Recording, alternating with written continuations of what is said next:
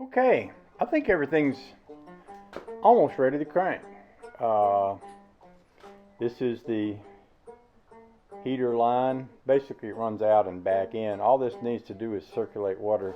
Now I could have just put a cap in each side, but let it pump a little water. Give me a better chance to make sure those things ain't going to leak. And so I'm ready to set the radiator down here and attach it to this stand and attach these hoses to it. I'm not going to put any water in it today. I'm going to wait till in the morning when I'm fresh, and I put a little sealant on each one of these little connections where they're screwed in that, so I'll give that time to harden up. Got my temperature gauge hooked up here. My top radiator hose will go right here, and my bottom one will go right there. And so I think I'll just climb up there and get that radiator down from the shelf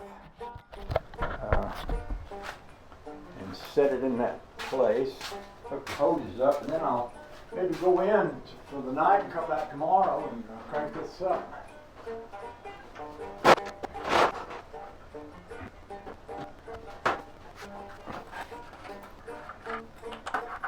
I'm just checking the petcock on this radiator and it works. This looks to me about like a 40 Ford radiator or something like that. 50 Ford pickup truck or something. Anyway, these two things go in here. Two little bolts in the bottom here. The bottom of the radiator.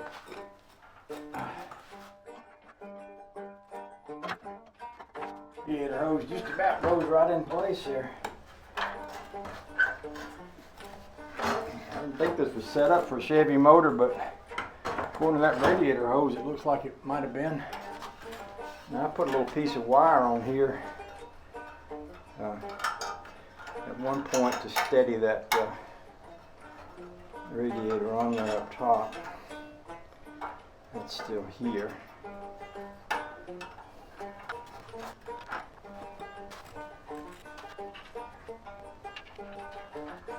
Now this top hose, I don't know why it is or was so long, but I think I could. Maybe they had it like that. And I think I could alter that. See, this bottom hose goes to right there. It's already fastened down there, and this would,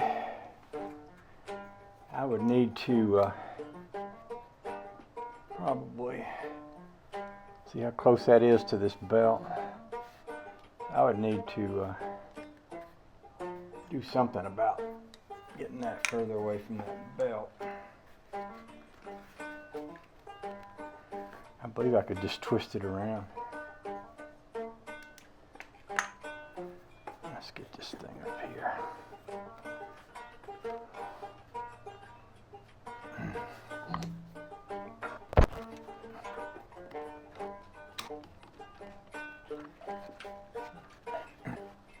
That might be something I need to keep an eye on if and when I put this in the car, to make sure that this belt don't get into that bottom hose. Now I turned this earlier.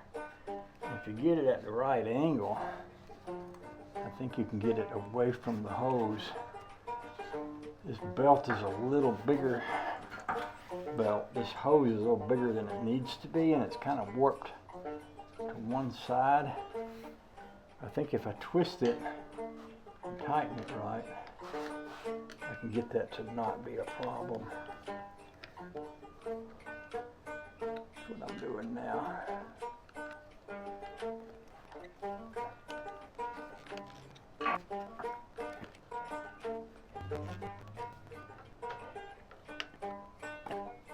That's good right there. And then this top one,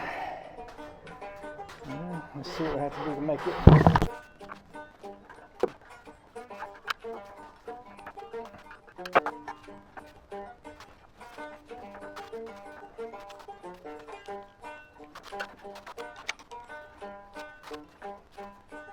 I don't know if water would pass through that okay or not. It's kind of closed up.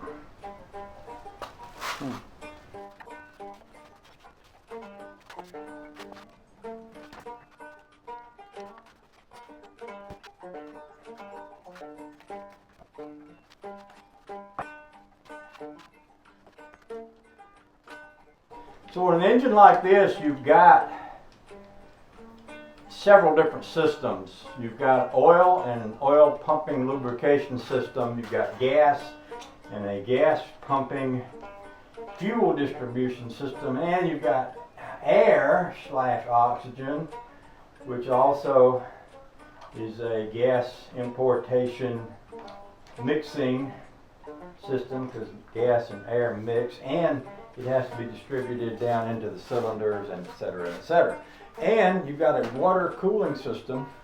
So the purpose of hooking this here is for a couple things. First, I want to test it to see if I have any leaks or any problems with any of this water system while I bring it up to temperature. And once I bring it up to temperature, I want to run it and adjust the valves with the engine running, which is something I do and some people do, but some people think that's horrible.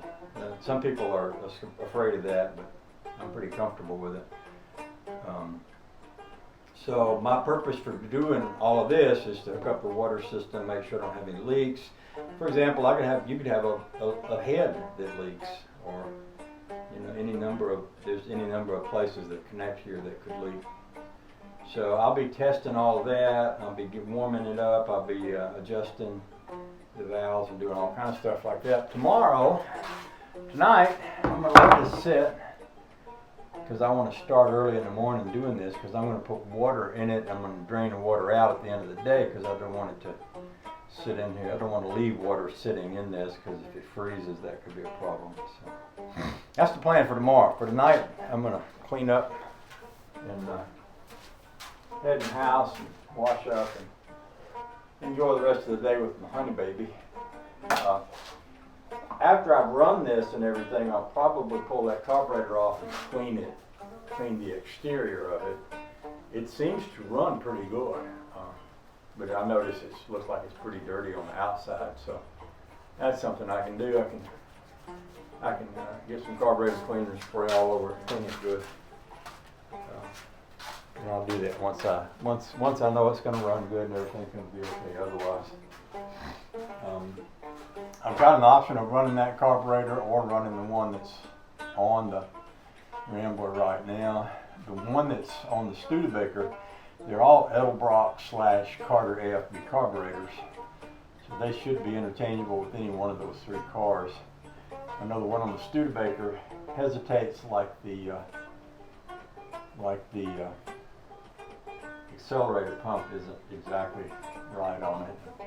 I may just pop it off and pop either this one or the other one onto the Studebaker, and then while I got that one off, see, I'm going to be setting the Rambler engine on this stand and hooking everything up to it the same way I've got it hooked up here, so that can be an engine that runs. That way, if I want to sell it, somebody can come hear it run.